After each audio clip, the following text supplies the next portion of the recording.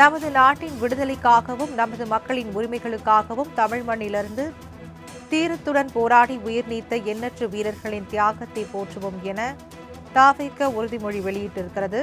நமது அன்னை தமிழ் மொழியை காக்க உயிர் தியாகம் செய்த மொழிப்போர் தியாகிகளின் இலக்கை நிறைவேற்றும் வகையில் தொடர்ந்து பாடுபடுவோம் என தவிக உறுதிமொழி வெளியிட்டிருக்கிறது.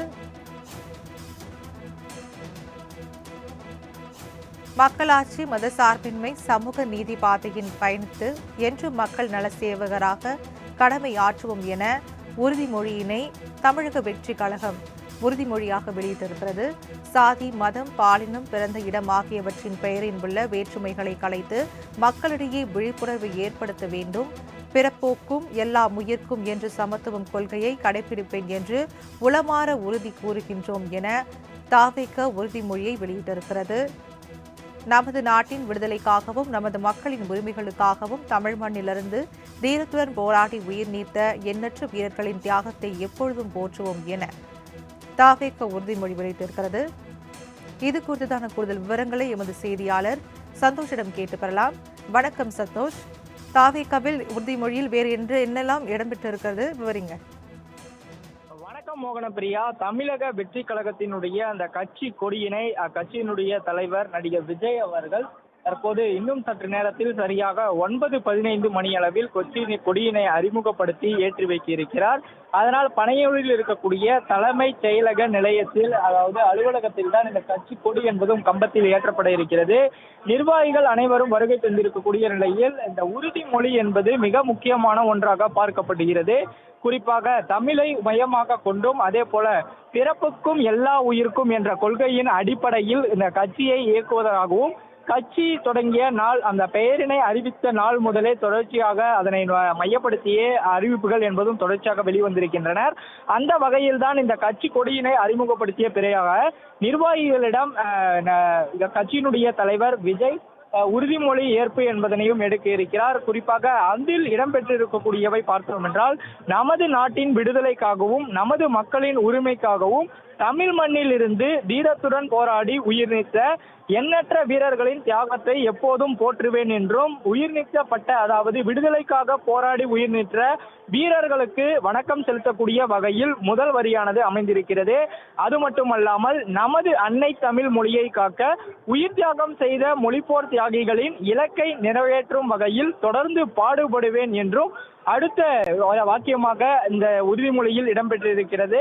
குறிப்பாக இந்திய அரசியலமைப்பு சட்டத்தின் மீதும் இறையாண்மை மீதும் நம்பிக்கை வைத்து அனைவருடன் ஒற்றுமை, சகோதரத்துவம் மற்றும் மத நல்லிணக்கம், சமத்துவம் ஆகியவற்றை பேணி காக்கின்ற பொறுப்புள்ள தனி மனிதராக செயல்படுவேன் என்றும், மக்களாட்சி, மதச்சார்பின்மை, சமூக நீதி பாதையில் பயணித்து என்றும் மக்கள் நல சேவகராக கடமை ஆற்றுவேன் என உறுதி அளிக்கின்றேன் என்பதும் இடம்பெற்றிருக்கிறது.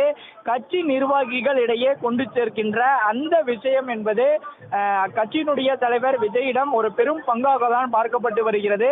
அனைத்து மக்களும் ஒன்று என்றும் அனைவருக்கும் சமம் என்பதை கொள்கையாக அடிப்படையில் கொண்டுதான் கட்சியின் பெயர் தொடங்கிய நாள் முதலே பிறப்புக்கும் எல்லா உயிர்க்கும் என்ற வாசகம் என்பதும் இடம்பெற்றிருந்தது.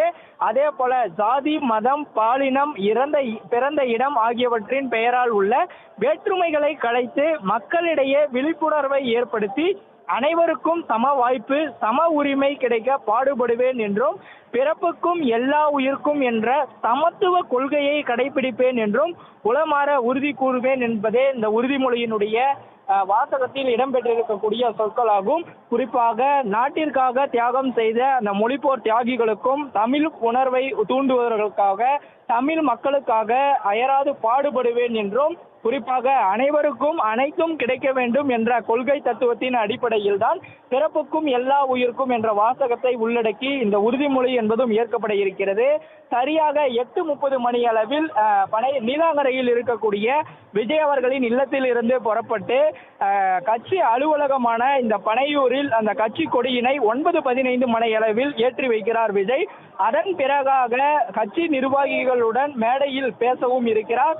அந்த உரையாற்றலின் போது பலவிதமான கருத்துக்களை தமிழ்நாட்டு மக்களுக்காக நல்வழியில் கொண்டு செல்லும் ஆட்சியாக அமைவது குறித்தும், இந்த வாசகங்கள் உள்ளடக்கிதான் நடிகர் விஜயனுடைய அந்த பேச்சு என்பதும் இருக்கிறது.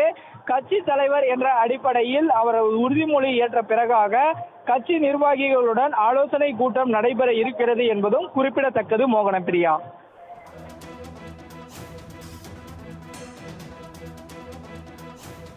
விவரங்களுக்கு நன்றி சந்தோஷ்.